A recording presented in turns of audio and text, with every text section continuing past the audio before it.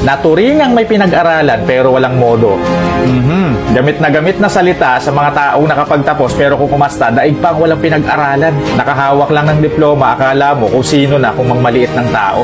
Tatapak-tapakan na lang ang iba porkit hindi nakapag-aral, hindi nakapagtapos. Hindi ko naman nila lahat pero sana wag naman pairalin ang ganito kagaspang na pag-uugali. Kaya minsan mas pipiliin mo pang makisalamuha doon sa mga hindi nakatungtong ng paaralan, doon sa mga hindi nakapagtapos. Dahil bukod sa may delikadesa, may respeto at hindi bastos. At oras na makatikim na kaginhawaan itong mga to, umasenso sa buhay, dala-dala pa rin ang pagiging simple. Hindi mo makikitaan ng yabang sa katawan.